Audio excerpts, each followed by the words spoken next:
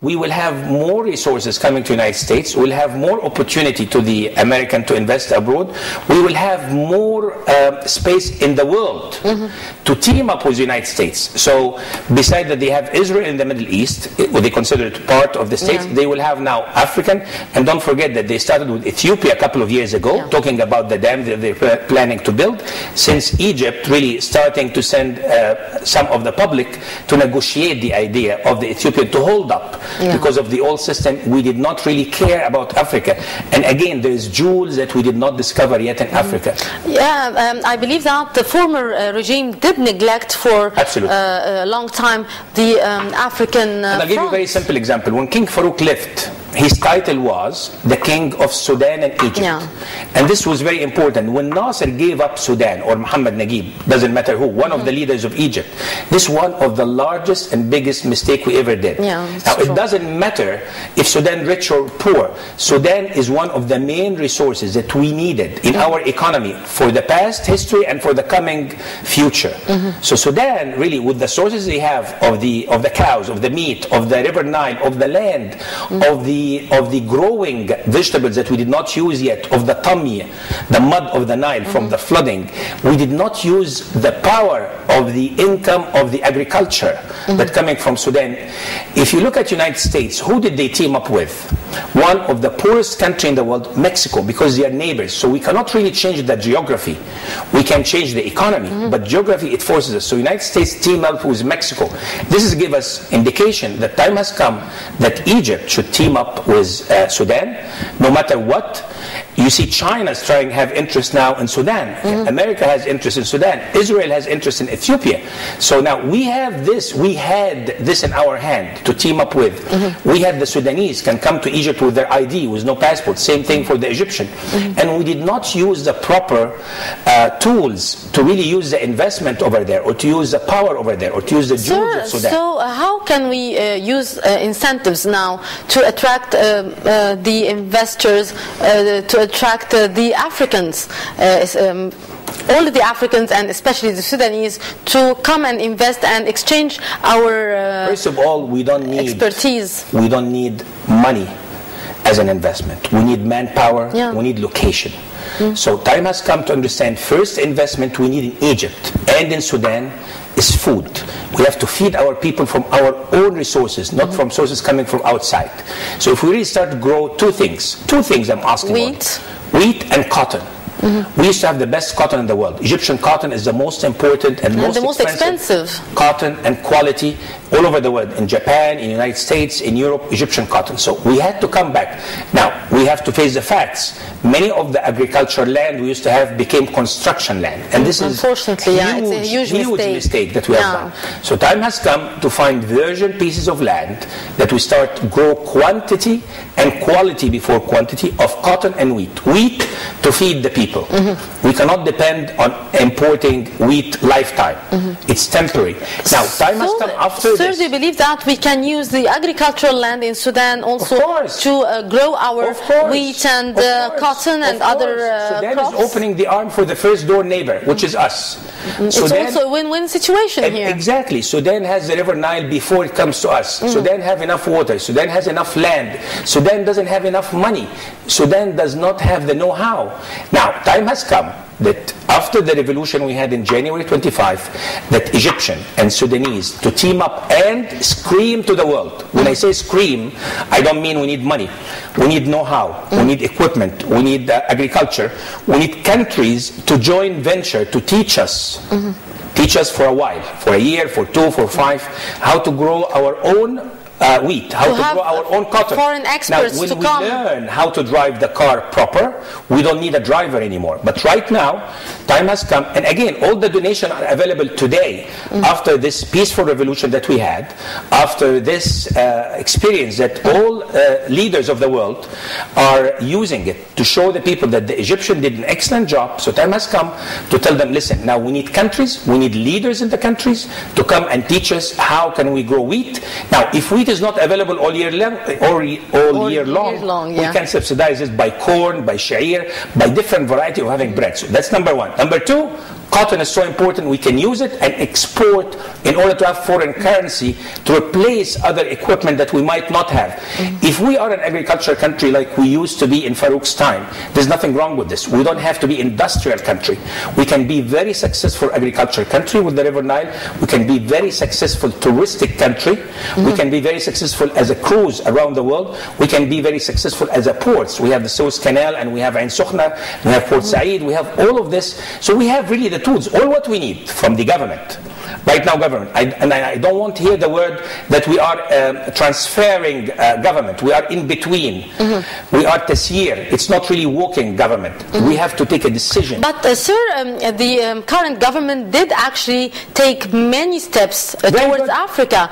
We have seen, I'm greedy. Yeah, we have seen Prime Minister Assam Sharaf did visit Sudan. He visited Ethiopia. Results. I don't need to visit and shake hands anymore. He attended the summit of the Tri-Party Summit. I need agenda. That within 1 month I'm having a team to start agriculture. Within 2 months I would have production. Within 1 year I would have half of my production that I need. Within 2 years we don't need to import any more wheat or cotton.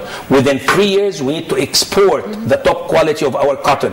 Within 5 years we need to run to compare or to compete with the European and the American. So again, back to our main subject. The Americans are not making this move out of nothing. Not because of the election, not because, mainly because they know that there is really big eye on Africa for the investment. Manpower is so important because we are not using the manpower that it's the most important thing God gave us. We are not using it proper in the right direction to those people to produce instead of having AID. How can I also invest in our human resources? Invest in the person. That's more important than investing money. How can I start to establish my own companies, I develop the entrepreneurs. I should not only depend on the international companies. How can I do this? How the African governments could do this? Let me give you a very simple example. How much is the minimum wage in Europe or United States? Minimum wage is €8 per hour for any European citizen. Okay, how much is our maximum or average starting salary? It's $2 a day, 12. So that's means £300. So if we say to all the factories, most of them, we give them the opportunity, come and work out of Egypt. But we need, before we invite them, to tell them the truth, that our workers here will take 1/10 of the salary they're getting there, but he needs training. He needs 3 months training. If you know about the hotbed means that we go in Sinai and open a factory, and we hire 300 workers and we bring 100 beds. So each one will work 8 hours, sleep 8 hours on this bed. So the bed is used for 3 workers 24/7. So each one will take his shift and work 16 hours or work 12 hours and entertain 4 hours. So this is the idea of the Korean that they started. Now, when I say we scream, time has come really to ask the Korean how to improve the human being. We ask the Japanese how to improve the production. We ask the American how can we really improve our factories. We really have to divide what do we need from the world today. And we have to ask them today, because if we wait, the Egyptian revolution will not be as hot as before. Egypt will not be heard as it's heard today, right now. So today time has come, like the African Americans say, our time has come to ask for the world to teach us, to put us in the right track in order really to have a plan like Malaysia. Let's take Malaysia for example. Malaysia, they got the idea 10 years ago in the year 2000, 2020. What's 2020? The year 2020, they will be one of the leaders of the world. So they had agenda.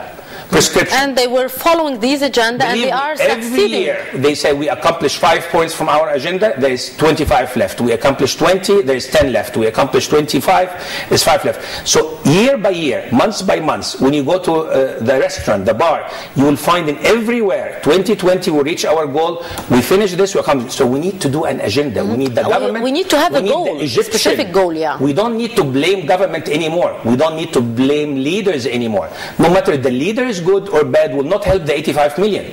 The only help for the 85 million is to understand if they don't produce, not only work. We have to give a message. Working is not enough. I don't want to go to the government in the morning and come back at the end of the day with a watermelon under my arm and saying, listen, they did not give me a job, so I'm earning only £300, therefore I will not work. No.